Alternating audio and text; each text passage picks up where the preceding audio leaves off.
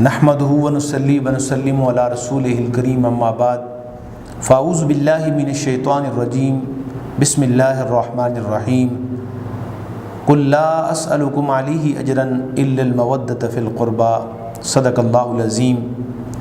احباب گرامی، جیسا کہ آپ کو معلوم ہے کہ محرم الحرام کی بابرکت اور مقدس ساعات ہم پہ سایہ فگن ہیں۔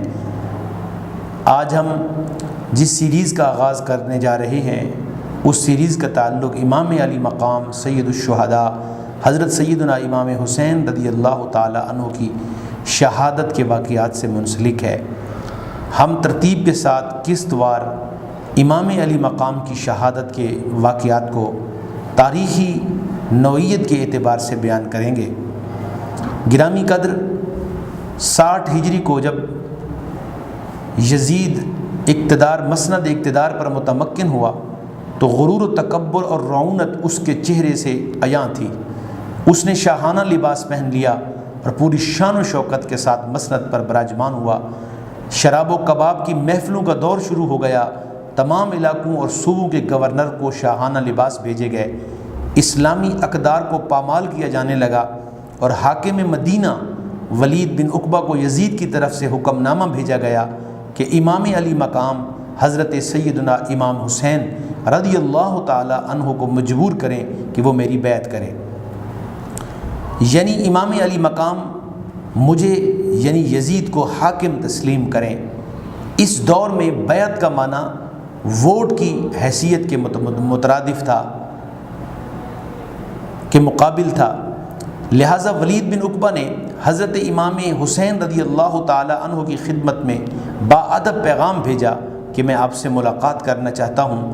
حضرت امام حسین رضی اللہ تعالی عنہ نے ملاقات کا وقت عطا فرمایا تو ولید بن عقبہ نے آپ کی بارگاہ میں یزید کا خط پیش کیا اور کہا کہ حضور میں سخت پریشان ہوں۔ حضرت امام حسین رضی اللہ تعالی عنہ نے خط پڑھ کر ارشاد فرمایا کہ مجھے نہ تو حکومت سے کوئی سروکار ہے اور نہ ہی میں کسی فاسق و فاجر کے ہاتھ پہ بیعت کر سکتا ہوں۔ گرامی قدر، ولید بن عقبہ نے یزید کو خط لکھ کر بھیجا کہ امام علی مقام نہ تو تمہاری بیعت کرنے پر راضی ہیں اور نہ ہی وہ خلافت چاہتے ہیں۔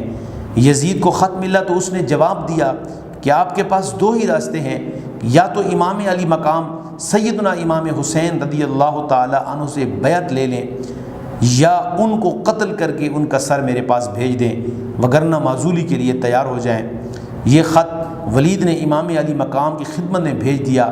آپ نے یہ خط پڑھا تو سرکار علیہ السلام کے روضہ انور پر حاضر ہوئے اور وہاں جا کے محبتوں کا نذرانہ پیش کرتے ہوئے عرض کیا، یا رسول اللہ صلی اللہ علیہ وسلم، تیری امت پہ مسلط ایک حاکم آج تیری اہل بیت سے اس قدر نفرت اور اس قدر سخت رویہ اختیار کیے ہوئے ہے۔